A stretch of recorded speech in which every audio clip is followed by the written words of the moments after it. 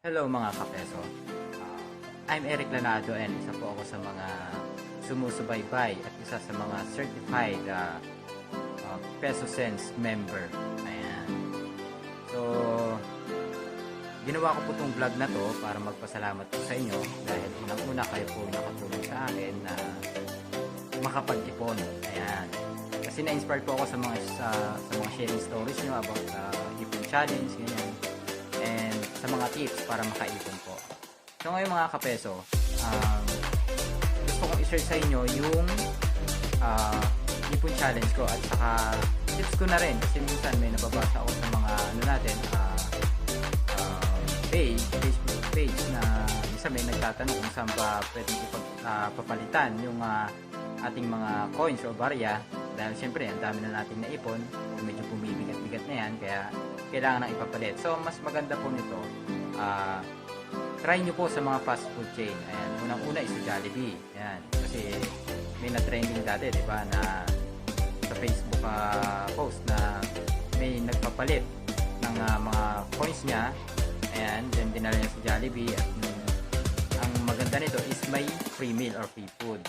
So ngayon, ilang beses na rin ako nag-try sa kanya. Yung talaga pang legit. So, eto mga kapeso, totoo po yun. So, nagpapalit na rin ako sa Jollibee at ilang beses na rin binigyan nila ako ng free food. So, awa ng Diyos, mabait yung manager.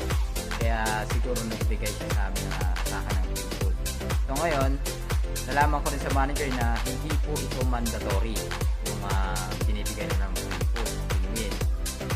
Ito po is nakadepende sa manager. Hindi ko alam kung kanila kinakaltas yun or ewan.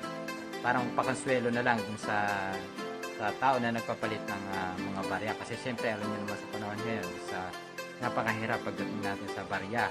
Kahit nasa tricycle lang, hirap sa pagka wala kang coins, walang panukli, ganyan. So, ganun po kahalaga yung barya. So, ngayon, ang tips ko po, pagka medyo marami na yung coins nyo or medyo mabigat na sa alkansya or punong-puno na, hindi na magkasya, so buksan nyo po yan. Huwag na kayo magdalawang isip na buksan yan at ipapalit nyo po.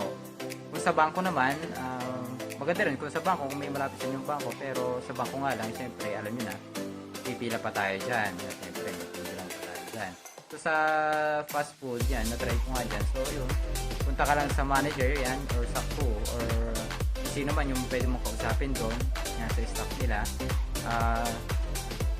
Tanong mo lang sa kanila kung bibigay rin ba sila ng free food o free meal. Yan, pag marami kang barya na ipapapalit sa kanila para lang, syempre alam mo rin kasi yun, first time ko sinabi ko rin sa kanila, sabi ko sa manager ko meron bang free food pagka nagpapalit ako ng so sabi ng manager, wait ka lang dyan sir, yan, may surprise ako sa'yo pagkatapos nito. Ayun, so ayun mga kapeso, nagkaroon ako ng free meal, nag-ipon na tayo, nagkaroon pa tayo ng free food, nakalibre pa tayo ng merenda, di ba?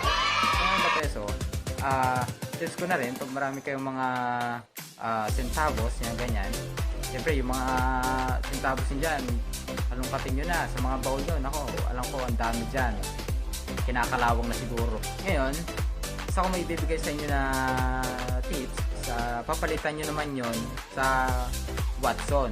Ayan, marami kayong pwede pagpalitan, Robinson, Department Store, saka Walter Mart. Ayan. Sa Walter Mart yan, palagi ako nagpapalit dyan. Pagka yung, let's say, mga 1 month is marami na naman ako naipon na barya, yan dyan ako nagpapalit. Kasi unang-una naman, sa Walter Mart naman is, o kaya sa Watson is rebate. Nagbibigay sila ng rebate or commission. So, siyempre, nag-ipon ka na, kumita pa yung or tumubo pa, di ba? So, ganun kaganda at kasarap mag-ipon. Kapeso ko, siyempre, maraming salamat po sa inyo at natuto ko mag-ipon. So, ngayon, kapeso, ayun, punta na kayo sa malapit sa inyo na Watson or Walter Mart. Yan. Kung ano mas malapit sa inyo. Ayan. Marami naman kayong pwedeng pagpapalitan dyan. Para at least hindi rin masayang.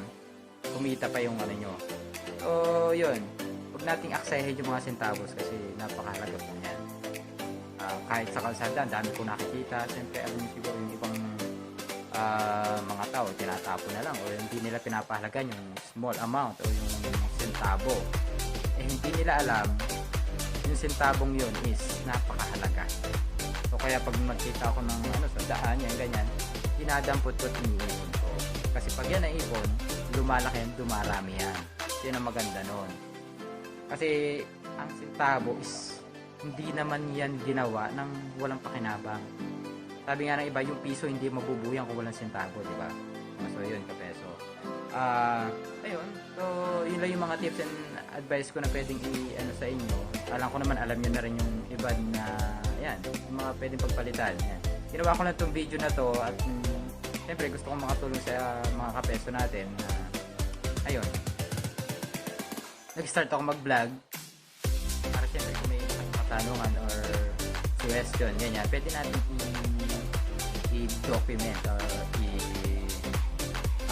gawa natin ng content, yan, ganyan. So, sana po supportahan nyo ako sa pag-vlog kong ito. Ayan, this is my first video for sharing my ipon challenge. Ayun, kapeso. So, sana po supportahan nyo ito yung channel ko, yan, YouTube channel. Gumawa ko ng ano natin, Kapeso Ipunaryo. Yan. Kapeso Ipunaryo. Yan ang ginawa ko, kapeso. So, ngayon, kung may gusto kayong malaman or may katanungan kayo, just comment below and please subscribe kasi syempre wala pa tayong subscriber mga kapeso. Kasi ito pa lang yung first video na ginagawa ko at ngayon lang ako gumawa ng YouTube channel. So kapeso yun, maraming salamat po at natulungan nyo ako sa mga inspiring stories nyo, sa mga ipon challenge at sa lahat-lahat tungkol sa mga financial na buhay. Ayan. So kapeso, please watch my ipon challenge video. Thank you so much.